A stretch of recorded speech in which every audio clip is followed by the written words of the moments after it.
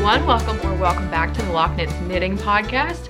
I am now realizing that my dishwasher is running. If you can hear that, I'm sorry, I've been baking a lot. My name is Haley. I am coming to you from a very dreary, cloudy northeast Pennsylvania. I almost said northwest, not northwest. I'm coming to you from Wilkes-Barre. I am a tattoo artist, crafter, maker, knitter, all of that good stuff. I have so much stuff to talk about since the last time I podcast, which by the way, I like put 2 thumbnails up over the last month. It said episode 15.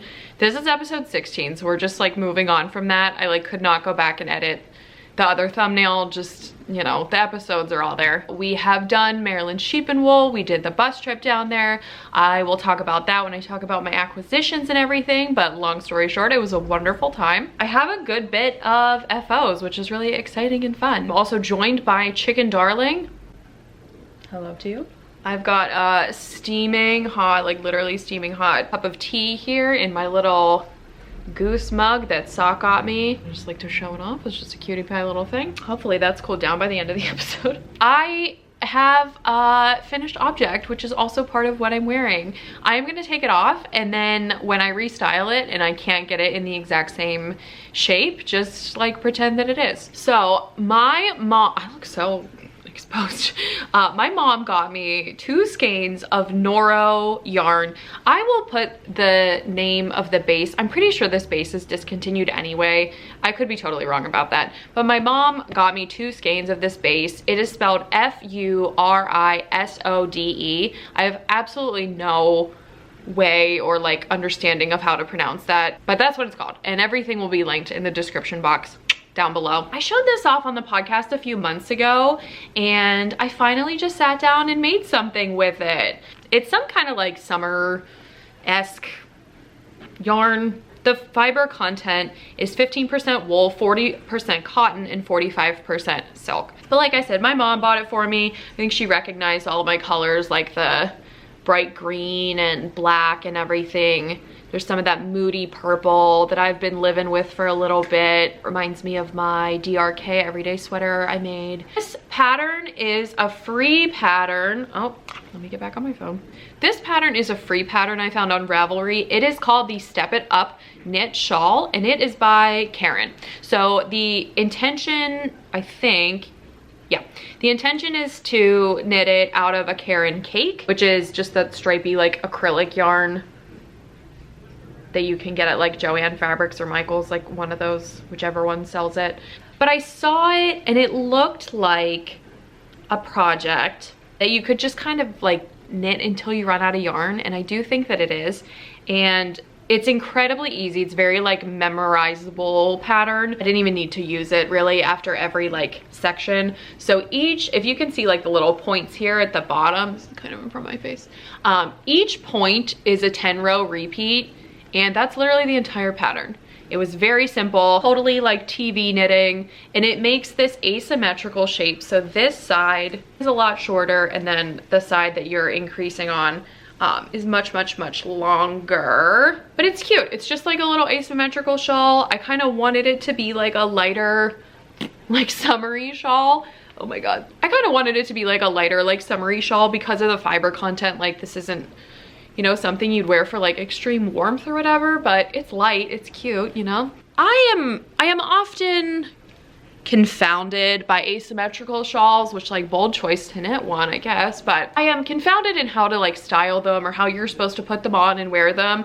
But this pattern was like really cute. It was very attainable in the sense that it was like memorizable TV knitting, free knitting pattern, whatever. I just said, you know what, maybe I'm of the age where like I too can be cool asymmetrical shawl lady.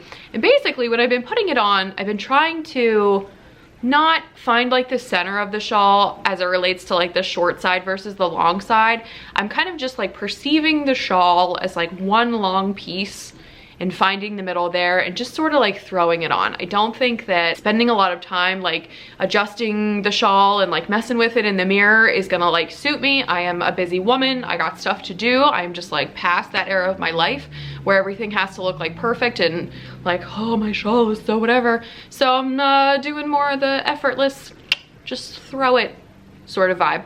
But this thing has been so cute. I've been like throwing it on before I go out the door, like to go to work or whatever. It's been a nice transitional piece. And I think depending on, you know, whatever kind of yarn you knit this pattern out of, it can be whatever you want it to be. If you made this out of like a really woolly wool and then made it so you could wrap it a bunch of times, like it would totally be like a bunchy scarf. If you knit it out of fingering weight yarn, it would be like even lighter than this and everything, but it did what it needed to do. It's super cute. I like that my mom got me this yarn. It's very nice and special. That's pretty much it. I'm not really like a Noro yarn person, not because I don't like the yarn or the way it looks, because I do. I just don't typically like buy it at the store, but if someone like gives it to me, like of course I'll knit it. This is just like a easy peasy little breezy thing. I would totally recommend this for like a beginner shawl or like a beginner, I'm trying to memorize patterns. It reminds me of like that pointed star dishcloth. I'll like put in a picture. I have no idea what that thing's called. I think it was like invented at the beginning of time. I've probably made like hundreds of them over my knitting journey so far. Very easy to memorize, totally like accessible. We love it. It's cool. My second one, you know what? I'm gonna talk about the big one. If you guys remember last episode, I talked about the Ariana cardigan. I'll put a link to like that episode that I am referring to like up here somewhere. I had knit and crocheted, no shade, the entire Ariana cardigan and like finished it, and I hated it. I hated like the cut of like where the sleeves ended up. The construction was like nightmarish, which is not the pattern's fault. I just like, I have a hard time like reaching the third dimension when it comes to like constructing things with join as you go. I just don't have enough experience for it yet. Since then, I have sold the sweater. The sweater sold in like 2 days. It was a beautiful, wonderful thing. I talked about how it just didn't fit me, but I think it was gonna be really nice for someone else. So I've sold that. Thank you, Molly, for purchasing my cardigan. It looks super cute on you. I wanted to like reclaim the granny square project and have something successful that was a win, and I think I really did that. So the Agnes sweater vest, this is what it looks like on Ravelry. It is a free, again, recipe, not pattern, and it only has 250 projects, which I get because it is a recipe, and I just don't think that everybody is always at the skill level to be able to like modify and change and, you know, do all that fun stuff. But if you are brave or feeling adventurous, or you want to do some stash busting, like this is an awesome just kind of template. The blog that is on, let me see, this designer is Bethany Lynn Makes, and she has just like a website thing that this will link you to. It takes you through all the steps of how to make your granny squares, how to assemble them. Basically like the sizing adjustment is going to come into play with yarn weight and the size of your granny squares, and you do have to do some like kind of thinking, I guess, in the abstract. So it is really a holy miracle that I made it through this. All this to say, I made a little sweater vest out of some really pretty, really special yarn. Let me pull it up, let me show it to you. Oh, isn't she cute? Seriously, how cute is this? I was like debating on wearing this today, but it's like gonna get a little warmer and I wanna be like sweating on the podcast, but look how sweet. I don't know if you can tell. It is a little shorter in the front than in the back, which is cute. But basically this is just 34 squares. The pattern calls for 25, but again, this was me like kind of sorting it out based on my own gauge and the size of the squares and everything. But I made 34 granny squares and I assembled them kind of sort of how the pattern calls for it a little bit. I went rogue on this thing. This is just to say that you can do this too. So I had fingering weight hand spun yarn that I had spun last summer. It was Dye Mad Yarns Porch Goose. I have like a really like sensual photo of the yarn kind of like all laid out after I got done like doing the wacky thing and it was all dry, and it, like when the yarn was totally finished, like sumptuous photo that I will have put in here. I basically just caked it up, made these little squares, and because of like the fun wacky like hand spun nature of it, it was a 2-ply that I like did some weird fractal-y things with. I don't even know if that like translated very well because of the way that I like broke this up and worked with it, but look how cute. It's just like a fun, wacky little vest. I put the more interesting squares on the front, but let's do a little close-up. Look at this yarn. So the main squares are all, again, from the same skein of yarn. They're so fun. I crocheted these on an F hook. I usually like to use an F hook for like fingering weight-ish roundabout yarn, and it seems to work out pretty well for me. Each one of these has 1, 2, 3, 4. Each one of these squares has 5 rounds in it, and then the 6th round was added with the join as you go, which is this like mulberry kind of yarn. I actually have no idea what this yarn is or where it came from. I do know that it's 100% wool, and I wanted to put that into this garment kind of to get it out of my stash. It's yarn I had gotten from Sock a long time ago, but I do so much like mixing and matching that if I have something that I know for sure is just 100% wool and is not going to like live the same life as something with nylon in it, I'm not going to use it for really much of anything that I know is going to get like a ton of like friction style wear, if that makes sense. I did the join as you go. I assembled it as the pattern called for. One of the big differences that I made is I actually put another column in the center to make the neckline 2 squares wide, just because my squares were like a little smaller dimension wise. And then I obviously did the same thing on the back too. But like I said, this recipe situation is, there's something about the way that like she has it laid out on her website. It's very easy to understand. If you're feeling like bold or whatever, seriously, just look it up, give it a try. But yeah, I made this little vest. After I was done doing the join as you go and connecting it kind of to all one piece, I picked up for the neckline. I did a round of just single crochet around the neckline just to give myself like a really like crispy edge. And then I picked up and did some like twisted ribbing business here. I love a twisted rib. I know like most people don't, but I just think it's really pretty and fun. And then I did the exact same thing on the bottom hem. And then I was thinking about the like sleeve, like armholes. And in the pattern, and most people do the same like ribbing style, whatever you do at the top and bottom, people tend to like carry down this way. Because I put in that extra row, the overall piece was kind of like coming out farther, like it sits far over on my shoulders instead of like more fitted like a tank top style vest. I did not want to give myself like a little ledge of ribbing that was gonna kind of like sit straight off of my shoulders, because this is a very large armhole. It is again like a vest style, so I love the size of this for like layering. It looks super cute on. I wish you guys could like perceive it, but maybe I'll wear it on the next episode. But I just ended up deciding to do a single crochet around the sleeves. I think it kind of separates itself, like distinguishes itself, I guess I should say, from the top and bottom. I don't hate it. I definitely 110% see myself making more of this in the future. I like the layering style of a vest. I've never gotten around to like knitting one, but I'm in like a crochet thing this year. I'm just trying to like keep it moving, keep it shaking, and crocheting is so fast. And this was such a good way to use up yarn. I used not quite a full skein of my handspun, and I think for my handspun I had written down that that particular skein was 575 yards. I probably used like 450. Like I think if you and I have like the same like bust size and you make something like this size, you would probably get away with 1 skein of fingering weight for all the squares.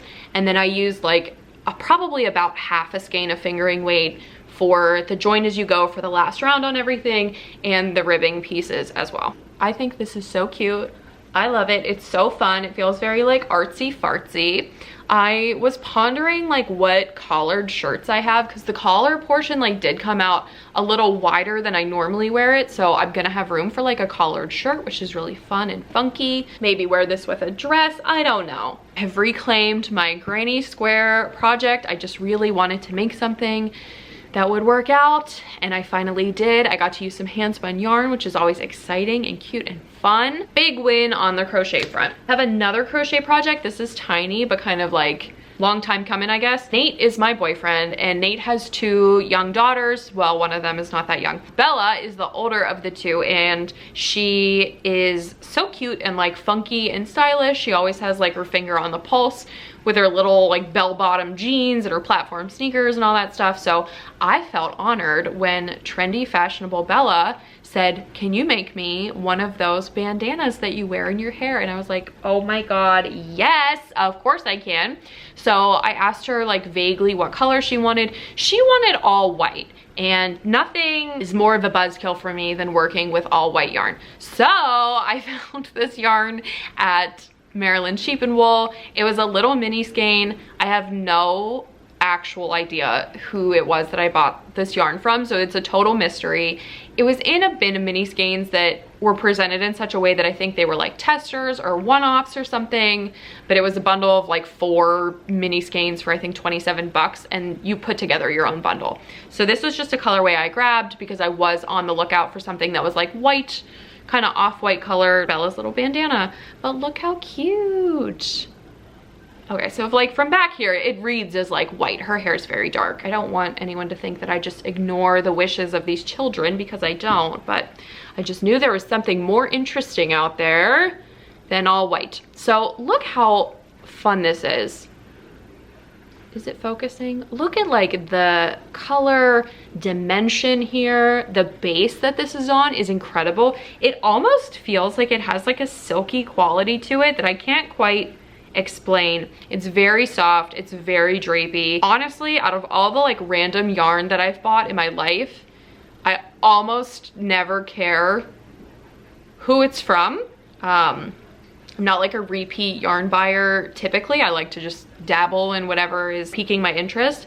I wish I knew whose yarn this was, because this base is lovely. It's just like a little, feels like a little higher quality, and maybe I'm just projecting, but it's lovely. Colorway is gorgeous. I just love it. And I finished it off with this little, just single crochet around the bottom edge, which I think is so fun and sweet. So it is just like a little hair bandana.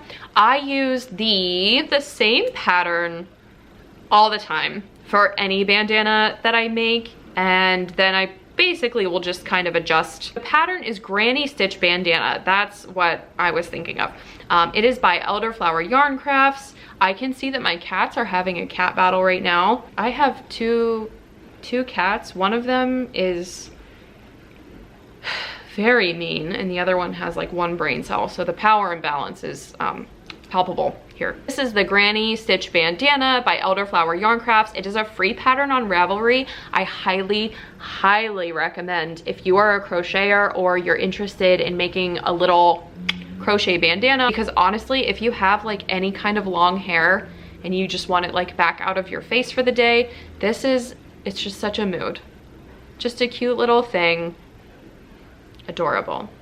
Oh, remember when I said I wasn't gonna fuss with this because I'm too busy for such things? Remember that? Remember that? Oh.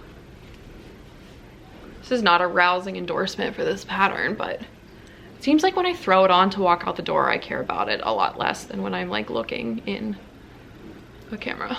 Next finished object is a plain vanilla pair of socks. I knit these socks for my friend Sock. We got this yarn last year on the Prickly Stitch podcast from a very kind viewer who donated like this huge box of yarn that he just like had bought and was not going to use. In the note that he had sent with the box, it said, use any of this if you want to, like just take it. You don't have to like use it for giveaways, just you guys enjoy it for yourselves. And one of the skeins that Sock picked up and was like, oh my gosh, this is so pretty, was this very berry wine color, oh there's a fuzzy on it, wine colored sock yarn with this little, I think this is pretty accurate, it's like a sandy beige, almost purple toned little mini skein attached to it. This was from the Farmer's Daughter Fibers Sock Club from like 2021 or 2022 or something. The tag is like buried deep in like the cake of the yarn. I'm giving the rest of the yarn to Sock for like her own whims, and I don't think it's that important, but look how cute these socks are. They're just plain vanilla socks. I knit a tube. I needed a project to work on when we were on the bus going to Maryland Sheep and Wool. I love to do sock tubes and then add like afterthought everything pretty much. So that's what these transpired to be. Socks shoe size is different than mine, and I always get really scared when I knit other people's socks that the leg is gonna be too long, and literally 100% of the time it's never too long, 100% of the time. So the next time I knit socks for someone else whose shoe size I am less familiar with, I need to just keep knitting the leg. I do everything kind of like toe up. So I'll like cast on a toe and then make an enormous tube. And just, there's something about like, I'm really good at perceiving my own shoe size for like a tall, like regular length sock. But I don't know why. I didn't think I was gonna run out of yarn. I don't ever wanna make it too tall that it's like uncomfortable on your calf. That didn't work out, but these socks are still cute. Cutie pie little socks, not a ton to say about that. I have been talking about doing a tutorial for 150 years about how I make my socks, and I really need to get on that. Welcome to Wilkes-Barre, good Lord. I do have one whip. It's a crochet whip. I told you guys I'm in my like crochet life right now, out of some really wacky special yarn. Look how cute. I love this. I'm having like a banana moment. Do you guys remember a few episodes ago when I frogged yellow cowl and then I started another yellow cowl despite the fact that yellow does not look good on me? I don't care. Let me give you a little close up here.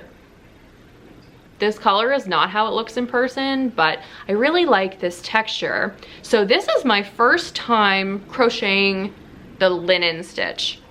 I am, I would say, an adventurous crocheter. I'm not necessarily a beginner. I'm adventurous in construction, not in terms of like stitches. I really take great solace and like comfort in a double crochet and a half double crochet. And any specific stitch pattern I get a little apprehensive of, but this little cowl pattern, it looks like a bandana right now. And basically you keep going out, out, out, and then once it gets to the point where it can like wrap around your neck like a tube, you join it in the round like this, and then continue to knit it, You continue to crochet it lengthwise. I saw this pattern, I don't even know like what I was looking for. I really have no idea why this came into my life. It's super cute. This is called the Lakewood cowl, and this is the crochet version of it, but I just love this like bandana style. It's not as easy as one would think to find these bandana cowls that are like simple, basic, like basic in the way that they look. A lot of like bandana style cowls, knit and crochet, have like wacky patterns on them and stuff, and like I just don't want that in my life right now. And this is a side view that you can probably see better than I'm explaining it for how it's constructed. But yeah, it just seemed like so cute and fun and like little, and I had this yarn. So this yarn is Oink Pigments. I got this not this past year, but the year before that at VKL in New York City. And this particular base, whatever the base is, I have no idea. It is cashmere or part cashmere. I think it's a very small percentage of that, and the rest is like wool and nylon, but it has a like a tangible, significant difference in the way that it feels. It feels very luxurious and like soft, and I just love this like insane color. I am 100% having like a yellow moment in my life, and I've had this in my stash. I used some of this in my, oh, what's that called? Stripes pullover. I'll put a picture of it here. I had some yellow stripes in that sweater because I wanted it to be like close to my like skin and everything. And I had like a good bit of this yarn left. I think I used so many colorways in the stripes pullover that I didn't like make a huge dent into any of them. And I had this left over, and I was like, oh, this would be so nice for like a next to skin kind of like, you know, neckerchief thing. Just so sweet. I am working on this. I literally started this, I didn't start this last night. 2 days ago? I think I started this 2 days ago. And I'm making good progress. I will say this linen stitch is stunning. This fiddly, like small gauge crochet, when it's not something I'm totally used to, like a double crochet or a half double crochet, I can feel it like in my shoulders. I am very tight. Like I'm a very tight crocheter. I feel like not stressed when I'm doing it because it's like really not that real, but I definitely feel more like cramped up almost. And I'm trying to loosen up, but I also have to like look like this far away from like my project because I don't know like what space in the stitch to like go into and everything. So it's really beautiful and I like it. It's been a little tedious to work on because I personally am like unfamiliar with the linen stitch. I really like it. I think that I absolutely will make this again, and so I have some DK weight yarn over there on my shelf that I'm like looking at. I think DK weight yarn would be perfect for this. Some like weird like indie dyed yarn with like lots of like pooling or splotches or whatever. I think this would just work up so interesting. So I am very excited to have this finished product. I wouldn't say I'm like particularly like having super lots of fun making it, but the finished object will be worth it to me. I also would like to draw your attention to the stitch marker that my friend Brienne gave me. Brienne is Moon and Yarn. I'm using this to like stop my loop from coming undone. Look how cute. It's a little berry. Before I talk about Maryland sheep and wool and everything like that, I am going to pull the winner for the row 1 yarn giveaway that I talked about on the last episode. Sorry I made you watch this far just to get to this if you were waiting to hear who won. The winner of the row 1 yarn little mini set here is Crafted by the Fates. So I will put the little screen recording situation up on the screen here. But Crafted by the Fates said the Close to You shawl, I don't remember the designer, would be a great option for the spun right round yarn. I also do not understand the whole naming a yarn base as sock just for it to not have any nylon. It seems incredibly deceptive. Couldn't agree more. Totally agree. All right, here's what we're gonna do. Ugh. I can't stop pulling at this. This is how I really wear shawls. Let's just take a brief intermission here. Okay, wow, that feels a million times better. So Crafted by the Fates, I'm so sorry for that interruption. If you can send me an email, my email is in the description box below. It is also just lochknits@gmail.com, and let me know your mailing address and how you would like the package addressed to you, and I will get that in the mail to you in the next week or so. We love row 1 yarn here on this podcast. I actually got some wear. I'll put like a little picture right here, but we had our first trip to Knoebels this year. Knoebels is like a Pennsylvania Dutch themed amusement park out here. It's adorable and precious and like a total institution. We had it planned for like 2 months, and of course the day that we're ready to go, it's Sunday, it's Mother's Day, and it was like a high of 67 and rainy. So we waited out the rain a little bit in the early morning hours, and then it cleared up in the afternoon. But it was just cold enough out that I got to wear my leg warmers. Again, I wore them for Maryland sheep and wool, but I think I had talked about a few episodes ago, like I was worried that I wasn't gonna get any wear out of them until it got cold again, and I was pleasantly surprised. They were super comfy and cute. When I wore them to Maryland sheep and wool, wore them in like my cowgirl boots with my linen skirt, like what I'm wearing right now. It was really cute to have them as like a little like lift up your skirt, here's my leg warmers accessory. And then also when I went to Knoebels, I wore them kind of like polar opposite over top of some yoga pants with my like dirty old Vans, and they were just so cute. They were adorable. So I did get some wear out of them, and that was my most recent row 1 yarn project. Speaking of Maryland sheep and wool, it is time for reflection. Maryland sheep and wool, let's talk about it.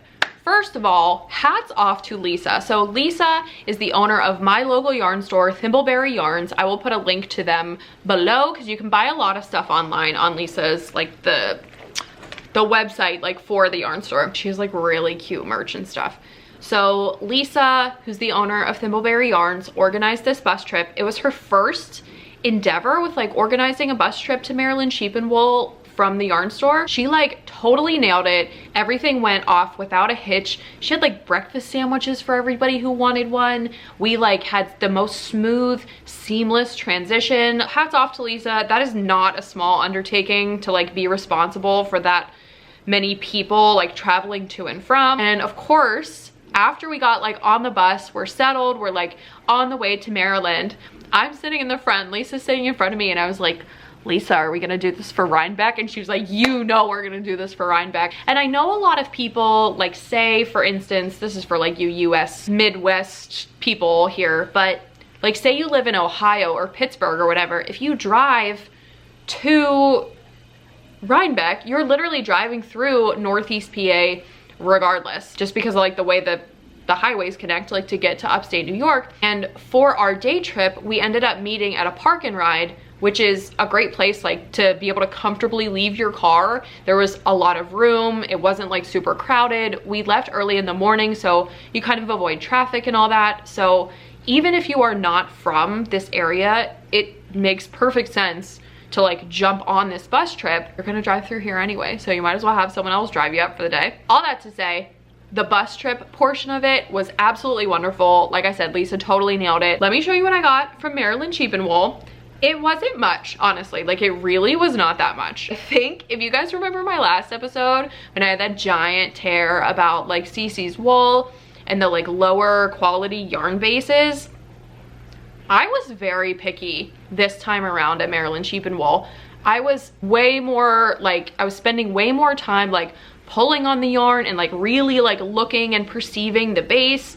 And I will tell you, I think a lot of these yarn dyers, like I don't mean to be like rude or disparaging or whatever, but there was quite a few booths where I was drawn in by the color, or like the dyeing technique was beautiful, or like they had large quantities and I was like, oh my gosh, look how fun, blah, blah, blah. There's a lot of dyers out there selling on like really crappy bases. And there was a bunch of like bulk skeins of yarn. And I remember this booth that we went into was like regularly $70, show price $40. And I was like, I don't believe that for a second. And I went up to the yarn and sure thing, you know, this like the yarn base is like super loosely plied. It's gonna be Pill City. You're not gonna get good stitch definition on like really anything you make. And it's not a good deal at the end of the day to have all this yarn that is just like so, I don't want to say like poorly constructed, but when you have that versus like regular yarn that we buy not at festivals under like a great amounts of like stress and duress and everything like that, it's just, I don't know. So by the time I like really got done looking at like bases and stuff, I really didn't leave with that much yarn, but I did get some good stuff. So I don't want to like make it sound like I didn't, because I did. My big, like the only full size skein of yarn that I got is actually, it's still very special. I'm so happy I found this. So look at this color. It's like kind of blue, kind of purple. If you are a tattoo person, I like totally got home and figured out why I was so drawn to this. This is like Thermofax stencil purple. I just love it. It's so specific. It's like a very cool toned purple. It's just so cute. So this is, oh my God, a Boundingful Farm kettle dyed yarn. It is 50% superwash merino, 30% nylon, and 20% angora. And that's what was like the selling point for me. I saw the color from a distance and I was like, oh, I love you. And then as soon as I saw that base, I was like, oh, how fun is that? So I am definitely going to knit a pair of socks out of this. I have another project that I have in mind that I could like split this with, because if I knit an enormous tube out of this whole thing, this would be like 2 pairs of socks for me. So I have some projects in mind. I actually am gonna cast this on, I think when I get back from Pittsburgh, or wind it up, I guess I should say. I love that unique base. I thought that was so fun. I love the colors. I haven't taken it out of the skein and like really looked at it yet. I'm very excited. It's just so pretty. I love it. If you were listening earlier, when I was showing that bandana I made for Bella, I said that the person that I got the mini skeins from, it came in a bundle of 4 and you could like pick your own. These are the other 3 skeins that I got. So these 2 are exactly the same, and I was not going to pass up an opportunity to find 2 matching mini skeins in this color. Again, I'm having some sort of yellow episode. I don't really know what's happening to me, but it's just so pretty. I love it. So these were cute. And then this one, I think this has to be a bandana for me. It's like, look how fun. I had like 3 different people tell me that these colors remind them of my tattoo shop, and I like couldn't agree more. So I definitely think, I'm pretty sure this is gonna be a bandana for me. I think it's gonna be super cute. And then Bella's bandana was the 4th skein, so that was nice. You know, I love mini skeins. And then I got a bar of soap, which is like not very interesting. I do like to show off. I mean, even though you guys can't smell it, it smells very good. It smells like patchouli. If you like the smell of dirt, patchouli's for you. And then, oh my gosh, so exciting. So this will lead into, again, another point of discussion that I will talk about in the admin episode, because I know a lot of people like don't care about it. But I have finally Like I am queen, late to the party. I don't know why. Like I am, whatever the opposite of a trendsetter is what I am. I am consistently late to every party, every trend. I just like, I don't know. 4 years late, I am finally on the sourdough train. I have a loaf of sourdough bread that is going to be cut into today. I'm gonna make myself a peanut butter and jelly sandwich. But I have been on this enormous sourdough kick and I am so in love. I'm in love with like the process. I love bread. I love just eating pieces of bread like a dirty old peasant. Bread with cheese on it, like just a little bread snack, you know. It's just so tasty. So one of the things with sourdough, I mean, as easy as it is to make at home with like mostly just stuff you have around the house, the one thing that I did not have for this process was flour sack tea towels. There is, long story short, like one of the last steps before you put the dough in the fridge is to line a bowl, or like a banneton, I think that's how it's pronounced, with a flour sack tea towel, put some flour on it, and then like put your dough bowl in there. So I've been thinking about getting flour sack tea towels because I have other ones. I have like cotton, like smooth woven tea towels that I've been using, and they were fine. But I should have known that Maryland Sheep and Wool was gonna come through with like really specific fiber need that I had, because I got not one, but 2 flour sack tea towels. Let me show them to you. So this, look at this little guy. Nate took this out of the dryer the other day and like could not understand what this was. Like he just couldn't see the image of a sheep. I think he was looking at it like this and was like, what is on this towel? And I was like, honey, it's, look alive, you know? Just a plain white little tea towel. It's super cute. Sock actually got a set of 3 or 4, I think, and she gave me one. So this is my little guy. Yeah, just a plain white little towel. I have used both of these towels like a lot actually in the short time that I've had them, because I've been on this, like I said, total craze of baking and everything. But that was a little cutie one. This was in the Maryland Sheep and Wool merch tent. So like the merch that Maryland Sheep and Wool itself sells. For that, I actually found, oh, I have the little wrapper that it came in. So this is Wing Stem Farm, hand dyed with plants from the farm. Oh, and printed with hand carved stamps. I'm so sorry, this is like super low contrast. This is hand dyed with acorns. How stinking cute is that? 100% cotton flour sack towel.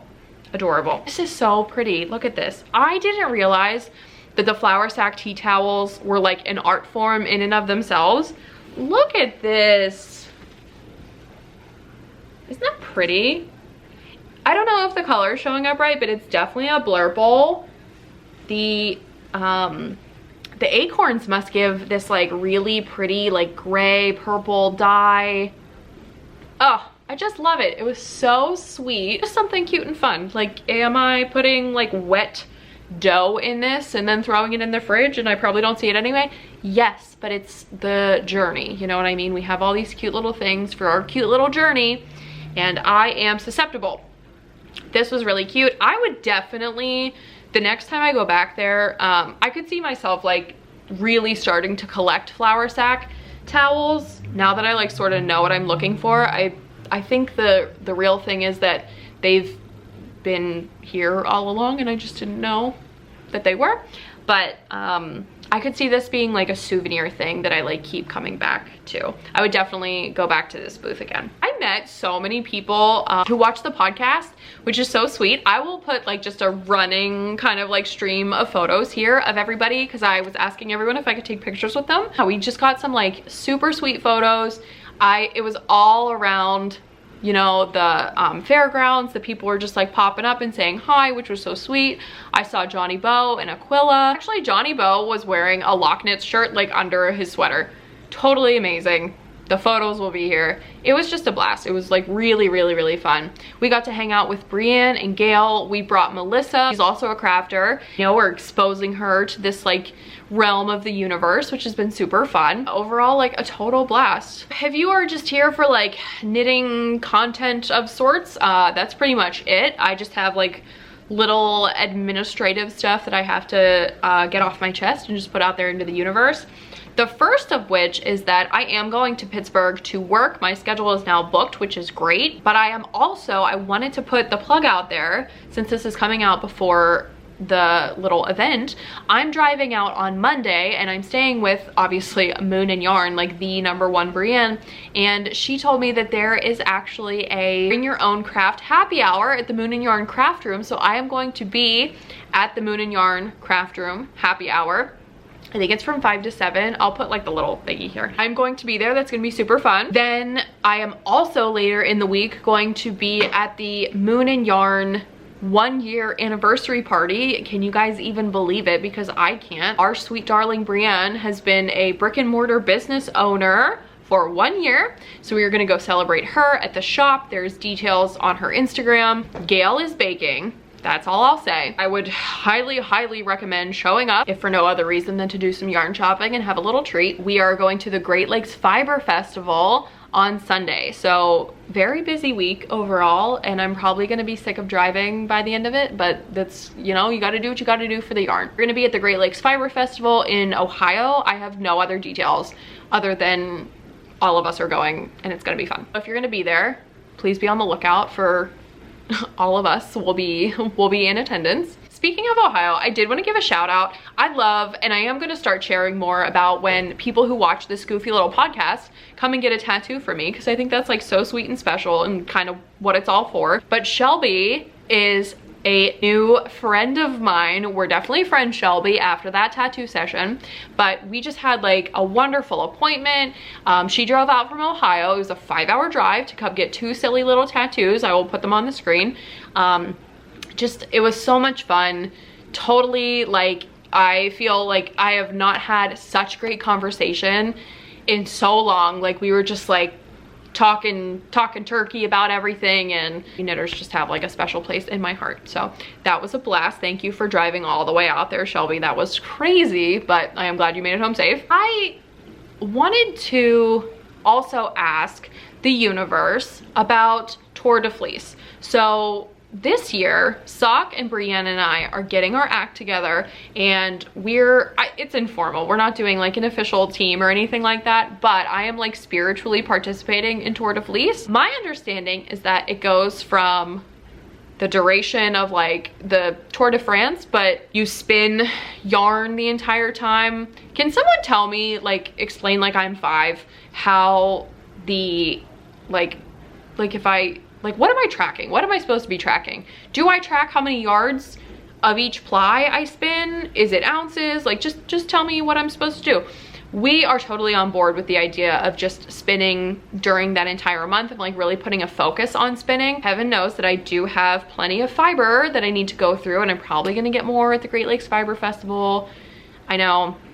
We're excited to like put a focus on spinning. I think it's gonna be really fun. I love like an excuse to do, you know, themed making is always a blast. Doing Tour de Fleece for the first time should be very exciting. The last thing I want to talk about is sourdough bread. So I have been baking sourdough bread. I actually made my own starter. So my best friend Sock actually made her own sourdough starter a few months ago. I like watched her on this journey of making the starter and like caring for it, and at first I was like, this is insane. Like, this is like a living creature in your home. Like, you need to dedicate so much time to this thing. And then she just kept sending me like pictures of her like little spreads of stuff she was making, and I was like, I want bread. And I'm so glad that I like finally just gave this a shot. Like I said, I am a huge bread consumer. I love to just sit and eat bread like as a snack. I don't even need to put anything on it, but I do love like crusty bread with like jam or butter or like little dip-ins or whatever. Like, ugh, it's just, it finally like manifested itself. I am 30. It is time for me to start baking bread. So I did. I made my own starter at the end. Yes, March 31st is the end of March. On Easter, my starter was born. I made my first loaf of bread, I think almost a month after that. No, maybe longer. I made my first loaf sometime in April. I will put some photos of some different loaves of bread that I've made. I am very interested in photographing all of these like bread escapades. I love, which like who could have seen this 1,000 miles away. I love scoring the bread. That's like my favorite part, is just making the artistic like cuts and shapes. And I got my first ear on a loaf of bread the other day, which was really exciting. If you are a client of mine, or like I'm gonna see you in person or whatever, like really at any point, I'm just gonna like leave this open invitation here, and you want some of my starter, just let me know, because like I honestly just dump a lot of it out every day. I have been getting involved with you know, the discard recipes and stuff, but like I can only bake so many muffins. If you want some starter, let me know, I'll just give you some. She's like going strong. I feel like really proud of this bread that I've been making. It's like very good. I think, you know, maybe I'll just chalk it up to like whatever, I can't even imagine like what's in the water in Wilkes-Barre, to be honest with you, but whatever it is, seems to be working. Just been making bread. I'll put a link to the recipe that I use down below. It is a higher, it's not like super duper, but it's a higher hydration recipe. It was just literally like what I first clicked on when I started looking into like making an actual like loaf, and I have not deviated from this recipe literally at all. So any of these photos that I am showing you are from the exact thing linked down below. Super easy. It's been like rewarding. I will definitely put that label to it. It's been super fun.